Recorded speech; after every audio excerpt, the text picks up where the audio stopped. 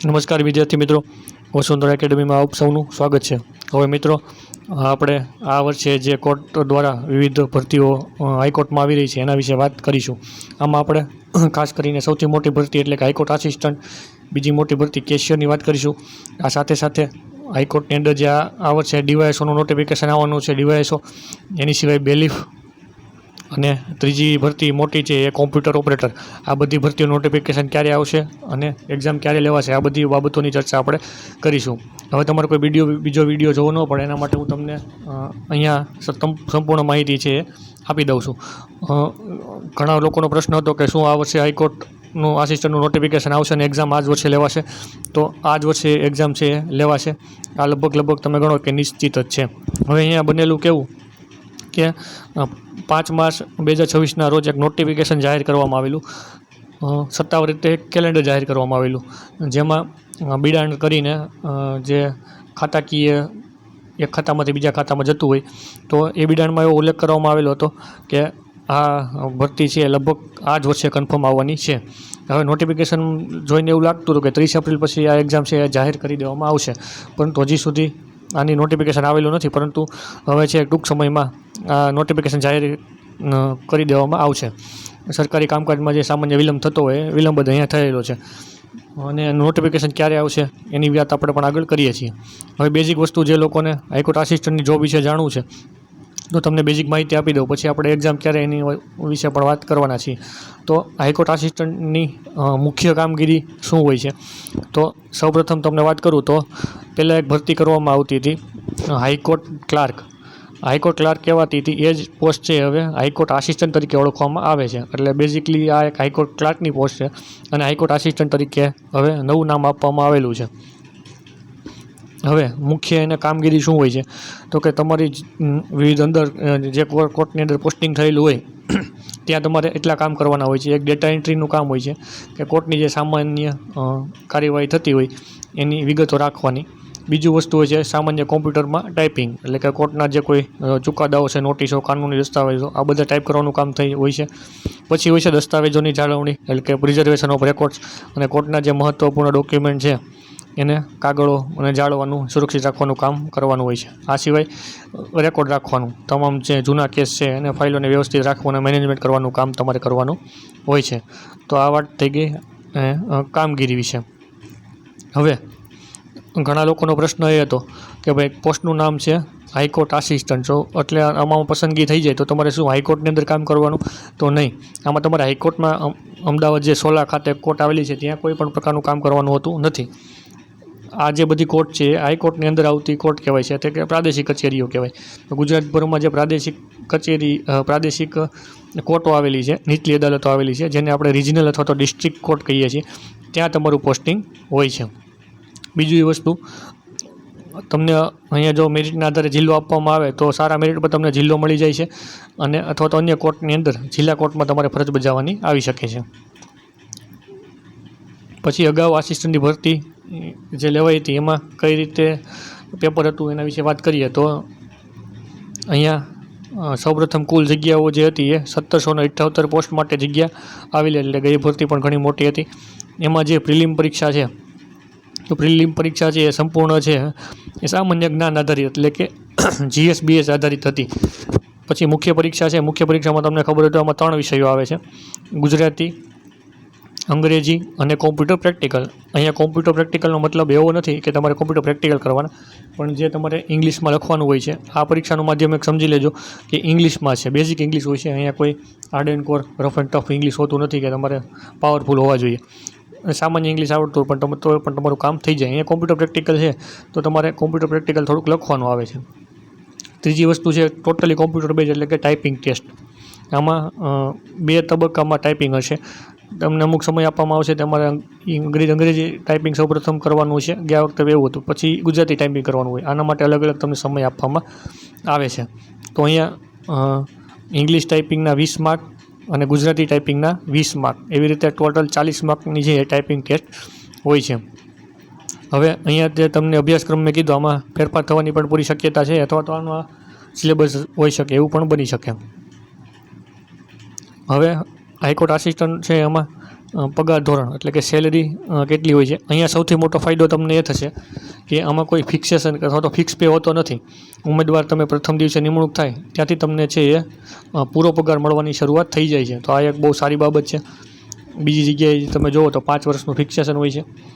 અહીંયા જુઓ તો મૂળ પગાર તમે જુઓ તો મૂળ પગાર તમારો 26,000ની આજુબાજુ બેઝિક પે હોય છે. પણ અહીંયા ફિક્સેશન નથી એટલે તમારી સેલરી છે એ તમારે સ્ટાર્ટિંગમાં 35,000થી 40,000 વચ્ચે સ્ટાર્ટિંગ સેલરી તમને મળી શકે છે. એટલે કે તમને લાભ છે એ પ્રથમ પગારથી જ મળવાનું શરૂ થઈ જાય છે. જેમ કે ગયા વખતે મારા એક ફ્રેન્ડ પાસ થયેલા તો તેમને સ્ટાર્ટિંગ સેલરી 34,000 હતી. હવે આ સેલરી છે એ બધી વેરી કરી શકે છે. તમે મોટા મેટ્રોપોલિટન સિટી હોય તો ત્યાં સેલરી ઘણી વધારે હોય છે. તમને ભથ્થા લગતી સારા મળતા હોય છે. તો 34,000 સેલરી હતી એની લગભગ 1-1.5 વર્ષની જોબ પછી અત્યારે સેલરી તમે વાત કરો પગાર ધોરણની તો આશરે 37,000 જેટલો પગાર થયેલો છે. તો 1-1.5 વર્ષમાં એટલો તમે અંદાજિત વધારો મળેલો છે.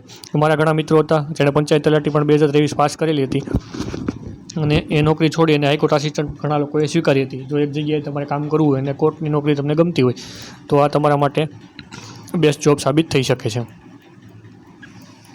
બીજી વસ્તુ મેરિટની ગણતરી કઈ રીતે થાય છે. તો આ એક્ઝામ છે એમાં પ્રિલિમનું પેપર જે હોય છે એ 100 માર્ક્સનું હોય છે.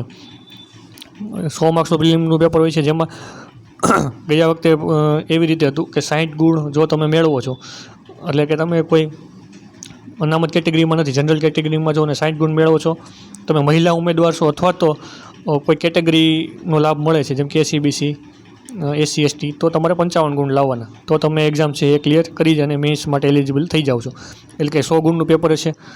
જો તમે જનરલ કેટેગરીમાં છો તો 60 ગુણ લાવવાના, મહિલા કેટેગરી અથવા તો અનામત કેટેગરીમાં હોય તો તમારે 55 ગુણ લાવવાના.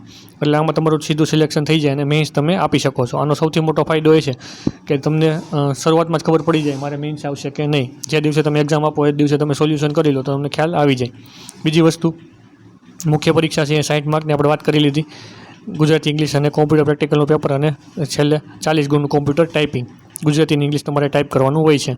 અને મેરિટની ગણતરી કઈ રીતે થાય તો તમારે મુખ્ય પરીક્ષા અને કોમ્પ્યુટર ટેસ્ટ આ બંને થઈ અને 100 માર્કમાંથી જે મેરિટ થાય છે એના આધારે મેરિટ તૈયાર થાય છે. અહીંયા પ્રિલિમના માર્ક છે ગણવામાં આવતા નથી. નોટિફિકેશન ક્યારે આવશે અને અંદાજિત કેટલી જગ્યાઓ આવશે અને પરીક્ષા ક્યારે યોજાશે એની વિશે આપણે વાત કરીએ તો સૌપ્રથમ નોટિફિકેશન છે આ ભરતી માટેનું જે નોટિફિકેશન છે એ અંદાજિત છે આ ચાલુ મહિનો એટલે જૂન મહિનો અથવા તો મોડામાં મોડું જુલાઈ મહિનામાં આવી શકે છે. જુલાઈ મહિનાથી વધારે વિલંબ થાય એની શક્યતા નથી. પછી સરકારી કામકાજ છે કંઈ કહી શકાય નહીં. હવે અંદાજિત જગ્યાઓની વાત કરીએ તો અહીંયા તમે માનીને ચાલો કે મિનિમમ 1000 જગ્યાઓ તો આવવાની જ છે. આમાં 1000થી વધારે જગ્યા આવવાની સંભાવના વધારે છે. હાઈકોર્ટ આસિસ્ટન્ટની ભરતી છે એ આ વખતે 1000 ઉપર આવશે.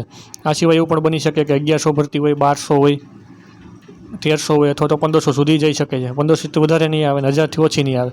એટલે રેન્જ આપણી પાસે છે 1100થી લઈ અને 1500 સુધીની, 1000થી લઈ અને 1500 સુધી ભરતી એ છે આવી શકે છે. બીજી વસ્તુ અંદાજિત આમાં ગયા વખતે છે એ 50,000ની આજુબાજુ છે ફોર્મ ભરાયેલા હતા અને જો આનું નોટિફિકેશન આવી જાય છે એટલે કે તમે ફોર્મ ભરી દો છો, ફોર્મ ભરાવાનું જેવું પૂર્ણ થશે એના 1થી લઈ અને 2 મહિનાની અંદર પરીક્ષા છે એ લેવાઈ જશે. અહીંયા કોર્ટની અંદર પ્રિલિમ પરીક્ષામાં કોઈ વિલંબ થતો નથી. ઘણીવાર વિલંબ થાય તો મેન્સમાં અથવા તો કોમ્પ્યુટર પ્રેક્ટિકલમાં થાય પણ પ્રિલિમ પરીક્ષા છે એ બહુ શાંતિથી અને ઝડપથી લેવાઈ જાય છે. એટલે કે 2 મહિના તમારા ફોર્મ ભરાય અને 2 મહિનાની અંદર છે એ પ્રિલિમ પરીક્ષા લેવાઈ જશે. તો જે લોકો તૈયારી કરતા હોય એણે ઝડપથી તૈયારી ચાલુ કરી દેવાની અને ચાલુ રાખવાની. પછી એ બીજી વસ્તુ છે બેલીફની પરીક્ષા વિશે. તો હાઈકોર્ટની અંદર છે બેલીફની પરીક્ષા પણ આવશે જેમાં 12 પાસ સામાન્ય લાયકાત છે. 18થી 33 વર્ષના લોકો ફોર્મ ભરી શકે છે અને 100 ગુણનું પેપર હોય છે. આમાં સુધારો પણ થઈ શકે છે. ગયા વખતે એવું હતું કે જે લોકો 50 ગુણ લાવે છે એ લોકોને મેન્સ માટે બોલાવે છે. આમાં સામાન્ય મેન્સ પણ લખવાની આવે છે. બીજી વસ્તુ છે હાઈકોર્ટ ડીવાયએસઓ અને કોમ્પ્યુટર ઓપરેટરની ભરતી વિશે. તો હાઈકોર્ટ ડીવાયએસઓ અને કોમ્પ્યુટર ઓપરેટરની પોસ્ટ છે એ પણ આ વખતે જ આવવાની છે. પણ અહીંયા છે હાઈકોર્ટ આસિસ્ટન્ટ પહેલાં ભરતી આવવાની સંભાવના નથી. આનું નોટિફિકેશન છે એ દિવાળી પછી જ બહાર પડવાની શક્યતા રહેલી છે. મોડામાં મોડું છે એ ડિસેમ્બરના અંત સુધીમાં છે એનું જાહેરાત થઈ જશે. આ સિવાય જો હાઈકોર્ટ આસિસ્ટન્ટની પરીક્ષા તમારે પાસ કરવી હોય તો આની પહેલાં મેં પણ એક્ઝામ પાસ કરેલી, હું ભૂલતો ન હોય તો મારે મેથ્સની અંદર છે 45+ માર્ક્સ આવેલા, એટલે કે ટોપરના વિદ્યાર્થીઓમાં હું હતો. તો એક્ઝામ મેં આરામથી ક્રેક કરી હતી. આમાં જોબ તો નથી લીધેલી, પણ બીજી જોબ છે મેં મુખ્ય પરીક્ષા પાસ કરીને. તો તમે આ એક્ઝામ છે એવી એક્ઝામ છે કે તમે આરામથી ક્રેક કરી શકો છો. અહીંયા જો સૌથી વધુ ફાયદો થશે મહિલા ઉમેદવારને. મહિલા ઉમેદવાર તમે ભૂતકાળનું જો પ્રીવિયસ સિનારીઓની જુઓ તો મહિલા ઉમેદવાર છે એને માત્ર પાસિંગ માર્ક પણ આવેલા હોય ને તો પણ એ પાસ થઈ જાય છે. તો ખાસ કરીને મહિલા ઉમેદવારે ખાસ આમાં ફોર્મ ભરવું. પછી એક બેઝિક છે સરળ સ્તર, એટલે કે રાજ્ય સરકારની તમે અન્ય ભરતીઓની સરખામણી કરો બીજી સ્પર્ધા પરીક્ષાઓની તો આ પરીક્ષા ક્રેક કરવી ઘણી સરળ હોય છે. બીજું છે ઇંગ્લિશનું મહત્ત્વ, અથવા તો ઇંગ્લિશ તમારે અહીં કરવાનું છે પણ એકદમ બેઝિક અથવા તો પાયાનું ઇંગ્લિશ જરૂરી છે. અહીંયા કોઈ બહુ અઘરું ઇંગ્લિશ તમને આવડે એવું જરૂરી નથી. પછી છે આમાં સામાન્ય પ્રમોશન થાય છે, સિનિયોરિટીના આધારે તમને પ્રમોશન પણ મળે છે. તો આ વસ્તુ ખાસ ધ્યાનમાં રાખજો. તો આ વિશે આપણે જેટલી વાત હતી એ કરી લીધી. હવે એક આપણે બીજી માહિતી જે જોવાની છે એ હાઈકોર્ટ પ્યુનને લઈને. તો હાઈકોર્ટ પ્યુનની છે હજી સુધી કોઈ ઓફિશિયલ માહિતી કે મારી પાસે આવેલી નથી, કેટલી જગ્યાઓ આવશે વગેરે. જો આ માહિતી આવશે તો આ વિડીયો લાવશું અને આપણા ટેલિગ્રામ ચેનલમાં અપડેટ કરી દઈશું. હવે તમે જે એક્ઝામની તૈયારી કરતા હોય તો નીચે ડિસ્ક્રિપ્શનની અંદર લિંક આપેલી છે, તમે જે એક્ઝામની તૈયારી કરતા હોય એ જગ્યાએ તમે જોડાઈ શકો છો. તમારે પર્સનલ કેરી હોય તો ખાસ કરીને છે એ ઇન્સ્ટાગ્રામમાં જોડાઈ જજો. હવે એક રિક્વેસ્ટ છે બધાને કે વિડીયોને લાઇક કરો, શેર કરો અને સબસ્ક્રાઈબ કરવાનું બાકી હોય તો ચેનલને સબસ્ક્રાઈબ કરો, વિડીયોને શેર કરવાનું ખાસ નહીં ભૂલતા. તો આપણે આવી માહિતી આગળ લઈને આવતા રહીશું. હવે આપણે નેક્સ્ટ વિડીયોમાં મળીશું. Thank you. જય હિન્દ, જય ભારત.